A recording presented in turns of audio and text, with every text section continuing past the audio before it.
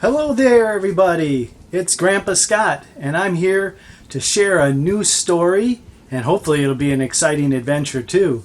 Maybe you can see that there's a couple of extra guests with us today.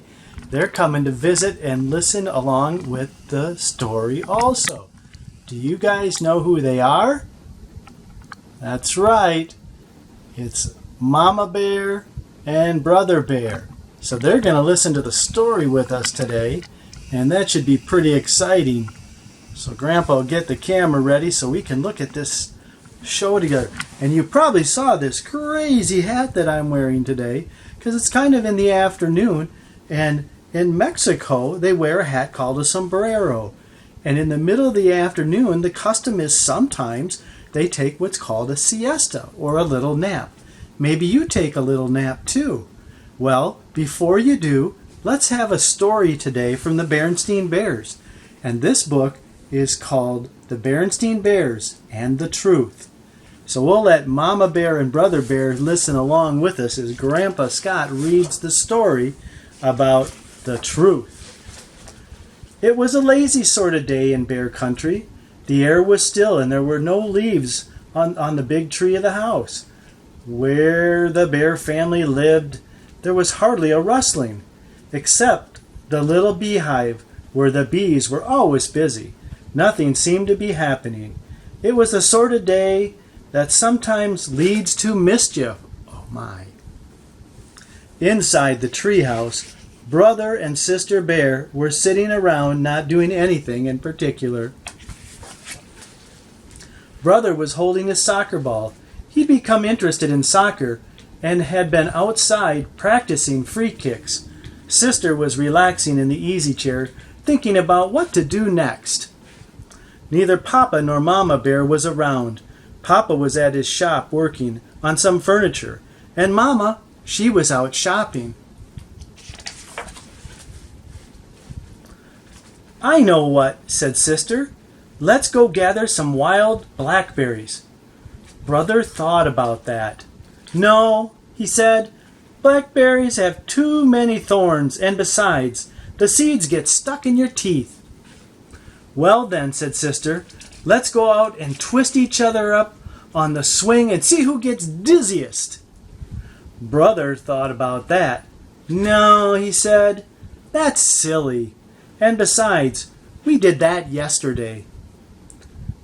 Sister became irritated and impatient with her brother.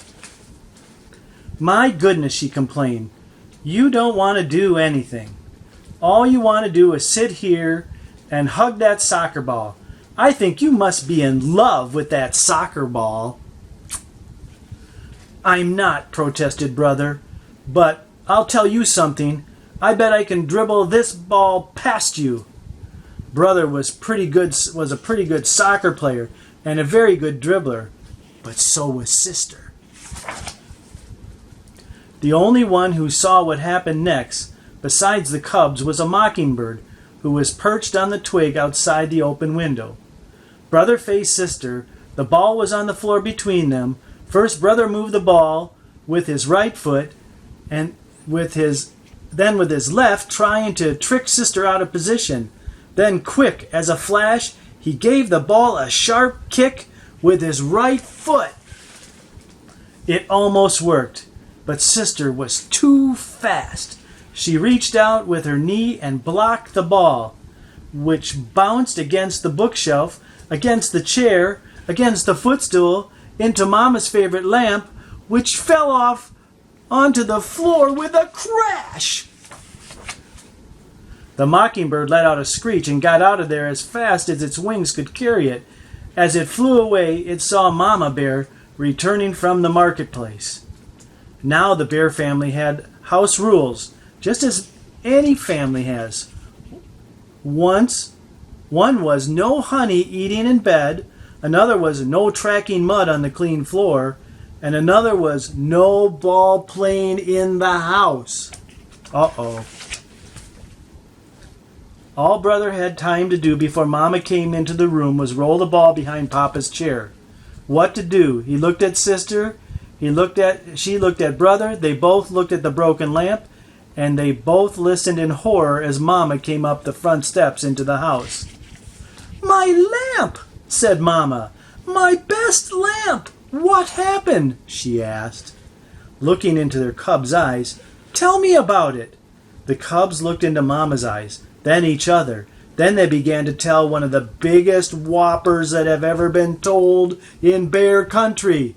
Whoa. "It was a bird," began Brother. "Yes," added Sister, "a big purple bird with yellow feet and green wingtips," added Brother. "It was funny-looking red feathers sticking out of its head," said Sister, as a finishing touch. As most lies do, the purple bird whopper got bigger and bigger and bigger. "Yes," continued the cubs, "and as it flew out that window, zoom, around the room and knocked over the lamp."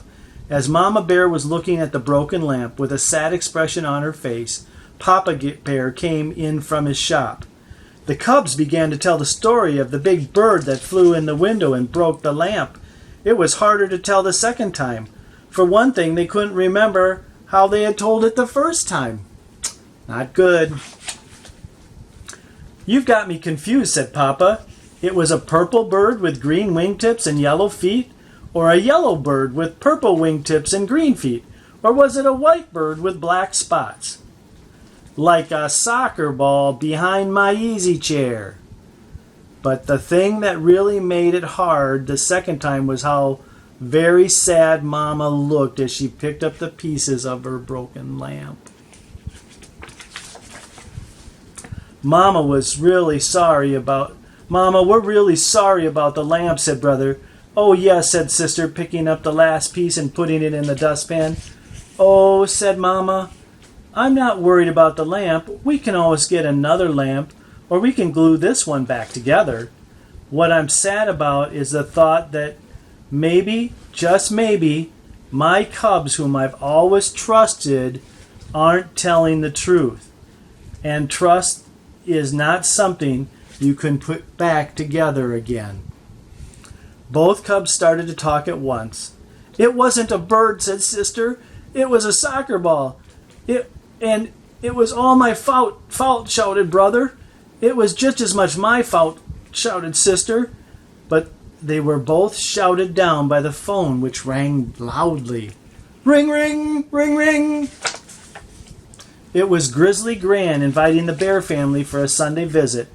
"Hello, Gran," said Mama. "Oh, everything is just fine here in the treehouse. How is everything with you?" "But Mama," protested Sister after Mama hung up the phone, "you told Gran everything was fine here, and that isn't really the truth." "Oh, but it is," answered Mama. "We've got two fine cubs who have just learned a very important lesson about telling the truth. And what could be finer than that? Now let's help Papa glue the lamp back together."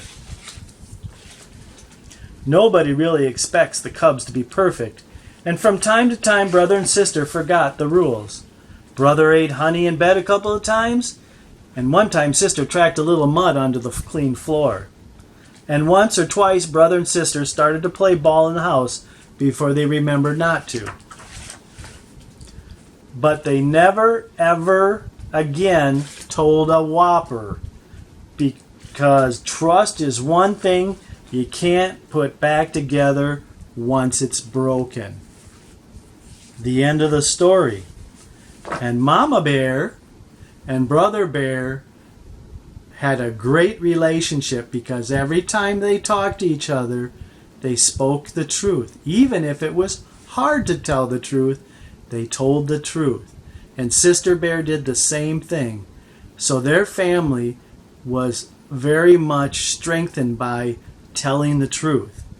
So I think Mother Bear and Brother Bear are going to take the traditional siesta nap in the middle of this afternoon and rest for a little while.